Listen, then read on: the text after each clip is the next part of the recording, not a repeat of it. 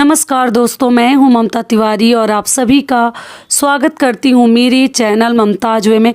कैसे हैं आप सब? तो ये बताने के लिए कमेंट बॉक्स में श्री हरि विष्णु जरूर लिखे।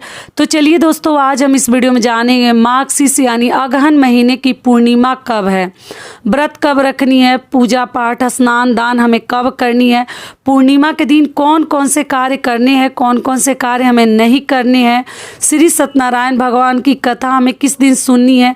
इसी प्रकार के बहुत सारे महत्वपूर्ण बातें आज हम इस वीडियो में जानेंगे। तो आप लोग बने रहिए मेरे साथ मेरे चैनल पर।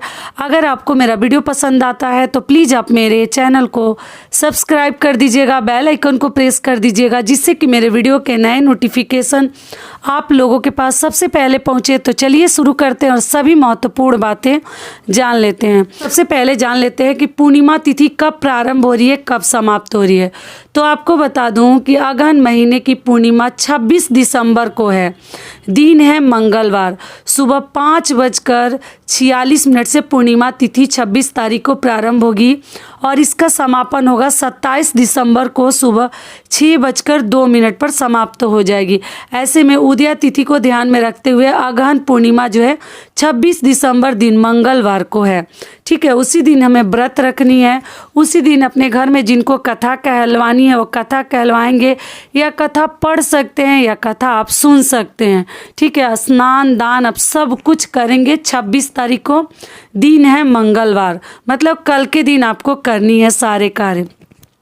अब चलिए आगे जान लेते हैं कि पूर्णिमा के दिन हमें कौन कौन से कार्य करने हैं।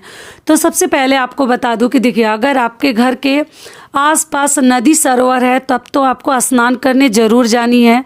आप लोग जाकर स्नान करके आइए, क्योंकि पूर्णिमा और अमावस्या तिथि बहुत ही महान मानी गई है। ये दोनों तिथियां स्नान दान के लिए और जो है पूजा पाठ के लिए, अगर कुछ भी आप चाहें गरीबों को दान करना चाह रहे हैं तो आप पूर्णिमा और अमावस्या के दिन ही दान करें। कई गुना आपको लाभ मिलेगा बाकी दिनों के तुलना में।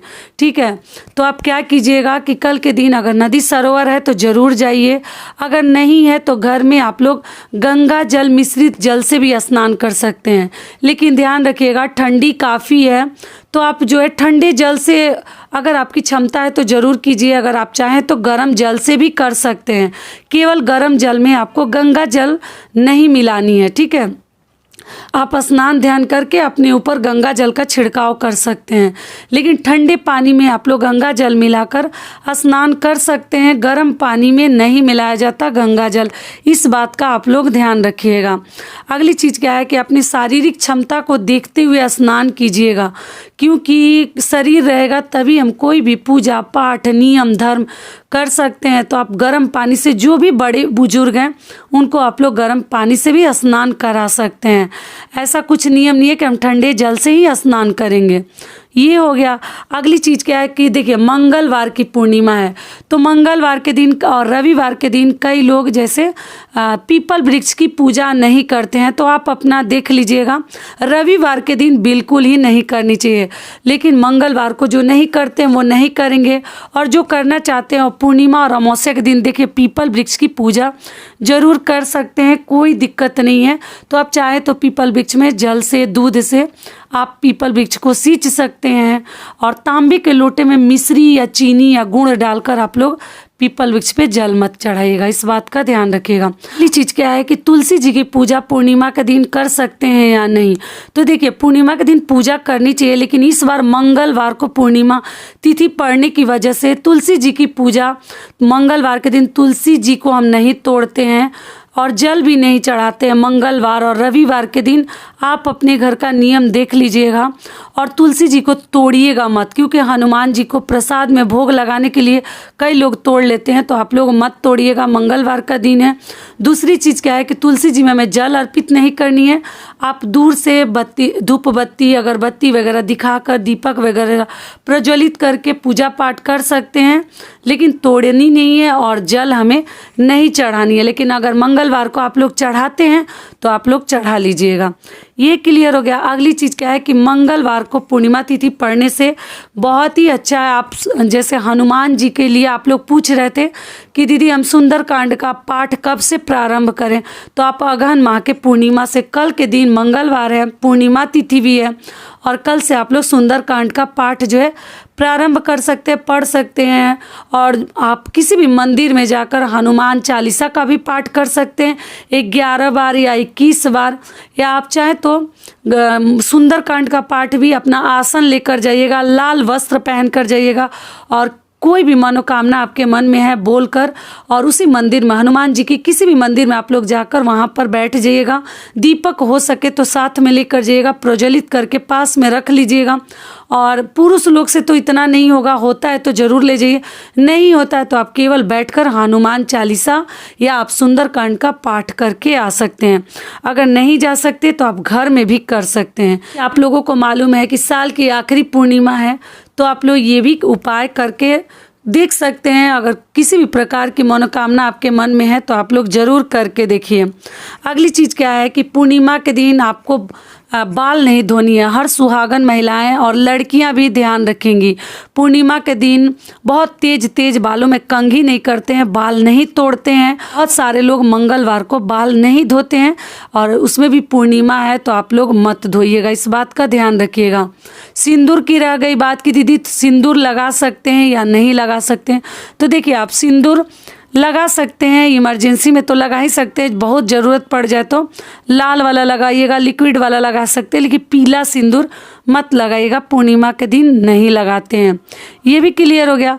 अगली चीज़ क्या है कि पूर्णिमा के दिन आप अपने घर में श्री सत्यनारायण भगवान जी की कथा आप कहलवाना चाहते हैं तो कहलवा सकते हैं। अगर नहीं कहलवाना चाहते तो आप जो है सुन सकते हैं कथा या पढ़ सकते हैं। और खीर पूड़ी का भोग लगाकर हो सके तो सभी लोग जो व्रत रखते हैं वो भी, जो नहीं रखते हैं वो भी, आप कल खीर पूड़ी बनाकर विष्णु भगवान को ज़रूर भोग लगाइए। या तो आप शाम को भी जैसे भोग लगा सकते हैं या सुबह में भी लगा सकते हैं, लेकिन ज़रूर कोशिश करें कि खीर पूड़ी का भोग भगवान को ज़रूर अर्पित करें। और आज ही आप लोग तुलसी पत्र तोड़कर आप लोग रख लीजिएगा, या पहले से रखे हैं तो आप लोग चढ़ा दीजिएगा, ठीक है। क्योंकि बिना तुलसी पत्र का हनुमान जी का और विष्णु भगवान का भोग जो है अधूरा माना जाता है, इस बात का आप लोग ध्यान रखिएगा। और दोस्तों आप लोग इग्नोर कीजिएगा, थोड़ा सा गला ख़राब हो गया है, इस वजह से एक तो वीडियो भी नहीं डाल रही थी, और जैसे बोलने में ना आवाज़ थोड़ा सा साफ नहीं आ रहा है, तो आप लोग इग्नोर कीजिएगा। ये हो गई। अगली चीज़ क्या है कि आप लोग ध्यान रखिएगा। और अगला आप लोग का सवाल है कि दीदी नया व्रत क्या उठा सकते हैं पूर्णिमा का, तो जी नहीं, खरमास भी चल रहा है तो इसमें आप लोग को नया व्रत नहीं उठानी है। खरमास में किसी भी प्रकार का नया व्रत हमें नहीं शुरू करनी चाहिए, ना उद्यापन करनी चाहिए। इसके लिए वीडियो में डाल चुकी हूँ, सब कुछ बता चुकी हूँ। और जो लोग भी पूर्णिमा का व्रत रखते हैं वो लोग भी कल ही रखेंगे। कल ही स्नान दान की भी पूर्णिमा है, व्रत की भी पूर्णिमा है, और कथा जिनको कहनी है कहलवानी है, सब कार्य हम कल ही करेंगे। सारी बातें क्लियर हो गई। और दोस्तों आप लोग से एक छोटी सी रिक्वेस्ट है, अगर वीडियो पसंद आता है तो चैनल को पक्का सब्सक्राइब कर दीजिएगा और वीडियो को लाइक कर दीजिएगा, क्योंकि आपके एक लाइक से हमें बहुत अधिक हिम्मत और प्रेरणा मिलती है, तो ज़रूर कीजिएगा, ठीक है। और अगली चीज़ क्या है कि देखिए पूर्णिमा के दिन यथासंभव जितना आपसे हो सके आप लोग ज़रूर दान कीजिएगा। जो लोग भी स्नान करके, जैसे दान की चीज़ें पहले ही निकाल कर रख लेनी चाहिए, क्योंकि स्नान करने के बाद हर चीज़ दान के लिए नहीं निकालते हैं। आप गंगा घाट जाते हैं तो भी लेकर साथ में जाइए, और अगर मान लीजिए घर में करना चाहते हैं तो दान उस दिन ज़रूर कीजिएगा, क्योंकि बाकी दिनों की तुलना में इन दोनों तिथियों पर अमावस्या और पूर्णिमा के दिन किया गया हुआ कोई भी दान आपको कई गुना लाभ प्रदान करता है, तो आप लोग दान कर सकते हैं। और आप ध्यान रखिएगा, आप लोग पूछे हैं कि क्या पूर्णिमा के व्रत में नमक खा सकते हैं, तो जी नहीं, पूर्णिमा के व्रत में मीठा ही भोजन करते हैं। शाम को चंद्रदेव को अर्घ देते हैं, उसके बाद से हम मीठा भोजन करते हैं। जो भी व्रती हैं पूरे दिन व्रत रखते हैं, और कई लोग तो निराजल निराहार रखते हैं, और कई लोग फल फ्रूट का सेवन करके रखते हैं। अपनी अपनी शारीरिक क्षमता को देखते हुए आप लोग व्रत रखिएगा। और शाम को जैसे चंद्रदेव को अर्घ देने के बाद ही हमें अपना व्रत खोलनी चाहिए। आप फलाहार करके भी खोल सकते हैं, और जो लोग अनाज से मीठा भोजन से करते हैं, क्योंकि हर घर के नियम अलग हैं, अलग अलग तरीके से लोग व्रत भी रखते हैं। तो उसके बाद आप लोग व्रत खोलिएगा। चंद्रदेव को अर्घ देने के बाद कच्चे दूध से दिया जाता है, और बतासे से, मिश्री से दिया जाता है चंद्रदेव को अर्घ। पान का पत्ता मिल जाए तो उससे भी आप लोग अर्घ दे सकते हैं। सारी बातें क्लियर हो गई पूर्णिमा से संबंधित। तो ये वीडियो मेरा यहीं तक का था। आशा करती हूँ, उम्मीद करती हूँ कि इस वीडियो से आप लोगों को बहुत अधिक लाभ मिलेगा। फिर मिलती हूँ एक नए वीडियो में। तब तक के लिए नमस्कार, धन्यवाद।